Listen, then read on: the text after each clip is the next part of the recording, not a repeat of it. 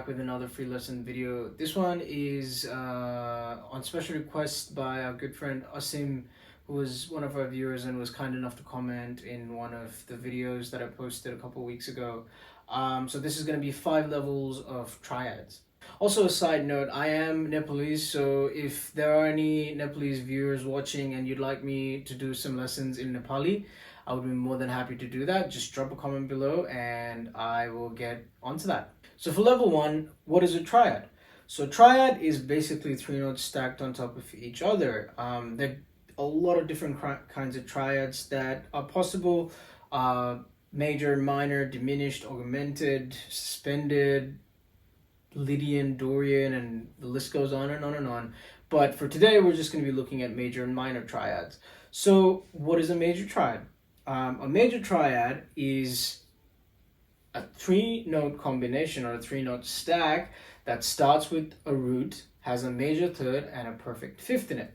Now, what is that? So to understand that, we need to understand our basic major scale. So we're going to do everything in C. So let's play a C major scale.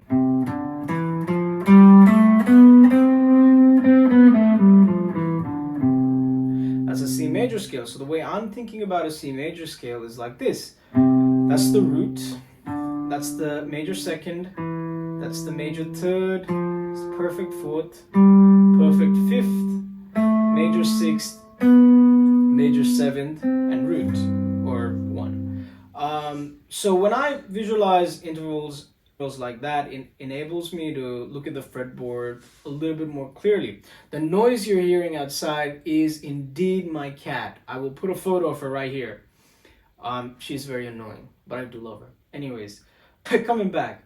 So in visualizing those intervals like that, it enables me to look at the fretboard a little bit more clearly. So if my root's over here, I know my major third's over here and my perfect fifth's over here, and that's what a major triad is, 1, 3, and 5. Another very easy way to think about how to construct a triad, first of all, you really need to know your scale, because that's where triad's coming from. If you look at how this works, it always starts from the scale, and from the scale you get chords. So if I understand, once I understand that, with those 7 notes, I can be, okay, play a note, I'll skip the second note, play that note, skip that note, play that note. So play a note, skip a note, play a note, skip a note, play a note. Now this is the Barry Harris way of thinking about it. So you're stacking thirds. So you're stacking 1, 2, and 3, and then 1, 2, and 3. So there's 2 thirds being stacked on top of each other. So that's what basically a major triad is. Now, how do you make this major triad a minor triad? The answer to that is very simple. You flatten the third. So the only difference between a major triad and a minor triad is that the third is flattened. And similarly, all we need to do is find out where our third is, take that down a semitone. So flat means down. And I get this C minor triad. And that's level 1. Okay, so for level 2, we're going to look at inverting the triads that we just looked at. So we just looked at a root position C major and a root position C minor. So now what does an inversion mean? So it's very simple, theoretically anyway. So it's this. So let's say I've got a C, E, and a G, a root, third, fifth. Let's do these 3 things, it'll be easier for me. So I've got a root, third, and a fifth, a C, G, C, E, and a G. So if I want to invert that, that means I'm gonna take that C and I'm gonna move it up an octave. So I'm gonna have E as my lowest note available. So I get these 3. I get the E, G, and C, which is, I'll call a first inversion. If I flip that one more time, meaning that E gets up another time, I get G, C, and E. So the most important thing, I think, and this is the confusing part, at least it was for me when I was understanding this, is does it matter if, if I have C, E, G like we talked about, what if I've got C, G, and E? Or, in my first inversion, what if I've got E, C, and G instead of E, G, C? It doesn't matter. So the way we categorize the first and second inversion is, so root position means the lowest note in that triad is the root, which is C in this case. when in first inversion, it means the lowest note available to us will be the third in the triad. In second inversion, the lowest note will be the fifth. And that's the simplest way to understand that. So that's what inversions are. And to visualize them on the guitar is a little bit trickier than on the piano, because on a piano, it's relatively simple to just literally play C, G, take a C and just move it up an octave. On guitar, you kind of have to visualize it, and you need to know your scale across the neck, and it gets a little bit complicated, but it's not that hard. So you've got C, E, G right here, which is 1, 3, and 5. So the next inversion, if I just take this C and move it up an octave, which I can do over here, it'll be E, G, C. So this might already be familiar. Everyone can play that chord, right? So C, E, G, and if I want to invert that, I get E, which is on the second fret on the D string, and open G, and then C on top, and I get this first inversion. Then if I want to invert it one more time, I start on the G string, and I get the second inversion. So this whole shape that you're playing, this C shape that you're playing, that's already, you've got all three inversions there. Right? So that's the simplest way to look at inversions on the guitar in a chord shape. But more useful in improvisation is when you can move those inversions across the neck. So to do that, let's see. So we've got C, E, G. I'm going to take that C up to the third, which is right here. And I'm going to have my G over here and C over here. So I'm literally moving each of those notes up to the next available note in the triad. So C will move up to E, E will move up to G, and G will move up to C. And this is all in C major. So and we're following strictly the notes C, E, G. So we're not playing any notes outside of that. So that E will go to G now. The G will go to C, and the C will go to E. And that's it. So you get root position, first inversion, second inversion. So the next step in level 2, I would say, is to do that on each sets of strings. So I did that on the A, D, and G string. So let's try that on the E, A, and D string. So the lowest one I can play here is this second version, which is G, C, and E. I can play root position right here. Then I can play first inversion right here. So already did these for you guys. Now we need these three, which is the D, G, and B strings. All very familiar with that A shape, I'm sure. And then the top 3 strings. And that's our C major inversion across the neck. So after, and just make sure you practice all after the 12th fret as well, so you don't kind of going up. Oh my, I don't think I'm gonna be able to do that. It's no access. Anyways, so also do that in minor. So C minor, C minor, C minor. Let's do these 3. Then let's do these 3, which is then the D, G, and B strings. Sorry.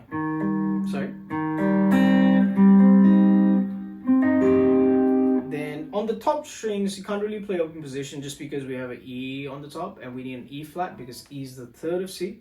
We need a flat 3 for C minor, so we can start in root position here. C, E flat, G, C flat, G, C flat, G. So that's level 2. Okay, so for level 3, we're gonna use that same concept, but we're gonna use it in diatonic triads. So what does the word diatonic mean?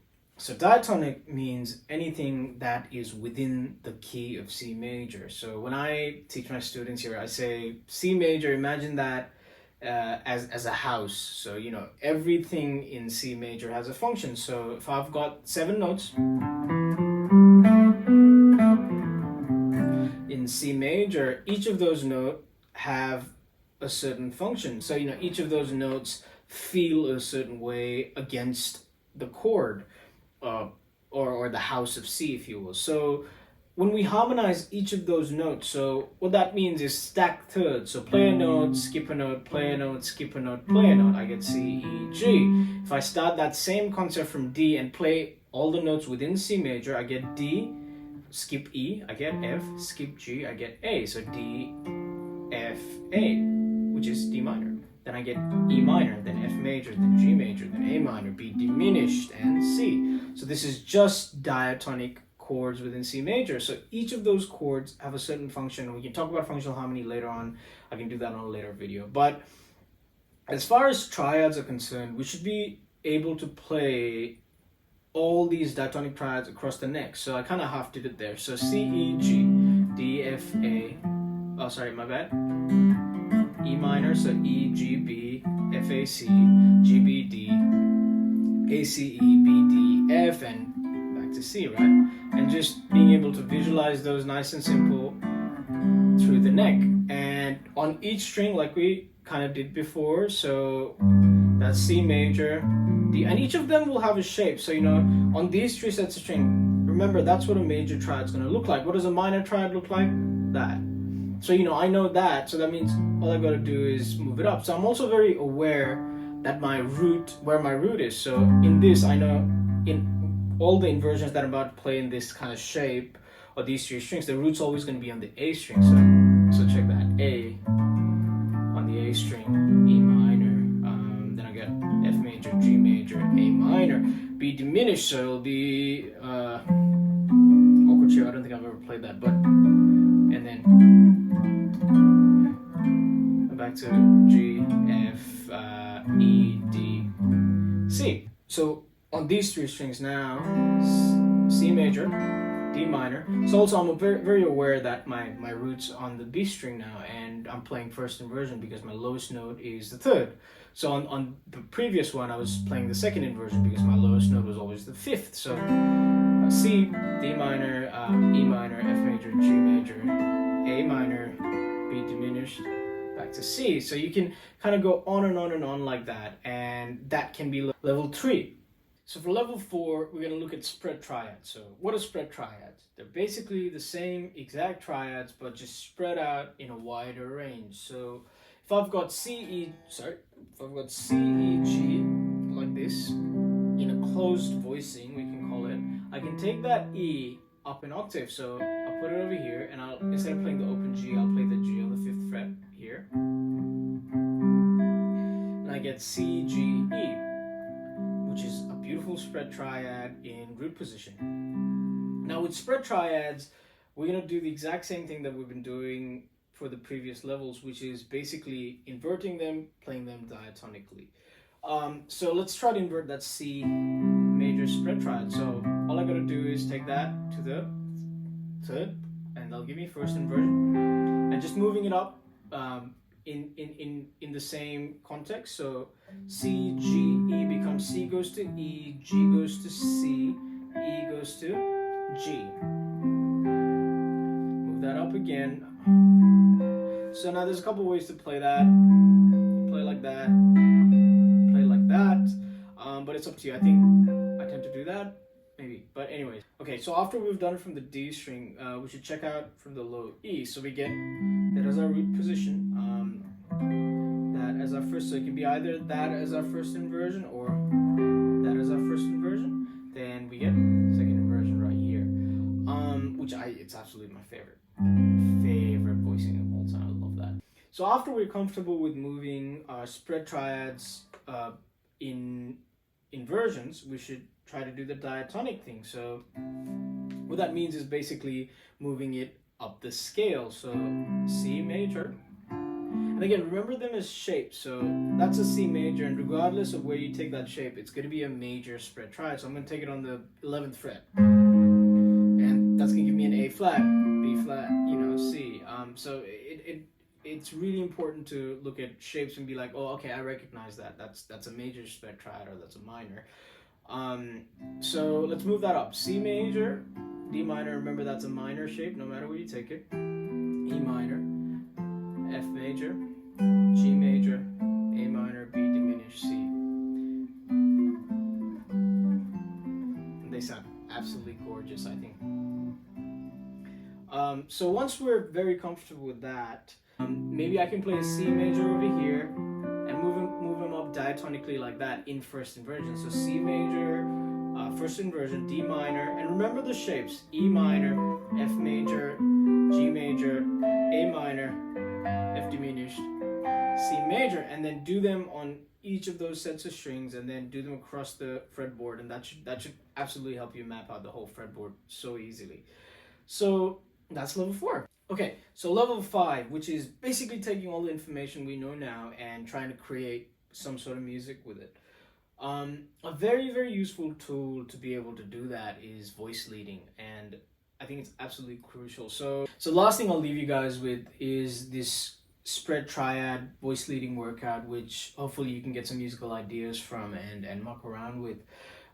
This is like, we're getting to this more Mick Goodrick voice leading. If you haven't checked out Mick Goodrick, you should absolutely check. He's a monstrous guitar player, one of the biggest, I think, and most important educational forces. He passed away, unfortunately, but absolutely, I've checked out some of his books, and it's just incredible. I was shown this method by a teacher of mine, Pritesh, Walia, who I was fortunate enough to have lessons with, and he's an incredible jazz guitar player. He's also unfortunately suffering with some chronic diseases, and I will make sure I put a GoFundMe link for Pritesh. So if you have a little bit to spare, make sure you put a donation towards him. He is an absolute legendary guy, and it's absolutely heartbreaking that he's struggling with some stuff right now. So I hope you get well soon, Pritesh, and my love and my support always to you. I wouldn't have been the guitar player I am today without any of your help. I'm not, anything off a guitar player, but whatever I can do, I owe a lot of it to Pritesh. So make sure you check him out and support him if you can. He's an absolutely lovely guy. So anyways, coming back, so I'll call this the Pritesh workout. So this is called the cycle of 6 voice leading workout. So we get we'll take this C second inversion triad, and we'll move it in 6ths. So that means the 6th of C is an A minor, 6th of A minor will be an F. So remember, we're voice leading, so everything's moving as closely as possible. So we're not doing like big skips, like, that's C. If I want to go in A minor, I'm not going to go over here, but I'm going to voice lead it nicely. A minor, F, 6th of F, D minor, 6th of D minor, B diminished, 6th of B, G, 6th of G, E, 6th of E, C. We can keep moving that. So 6th of C again is A minor, 6th of A minor is F, 6th of F is D minor, 6th of D minor is B diminished, and then we get a G, then we should get an E minor, then we're back to C, but just in first inversion.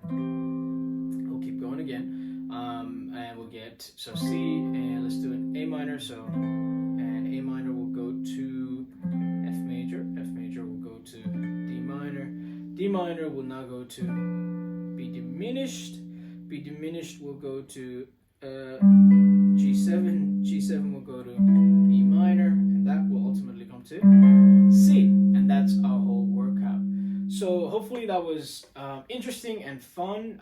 Make sure you check Pritesh out and support him if you can. And I hope you enjoyed the lesson. Don't forget to hit the like button and subscribe, and stay tuned for more lessons. If you have any requests or demands, drop a comment below, and I will try my best to make a video on them. Thank you for watching.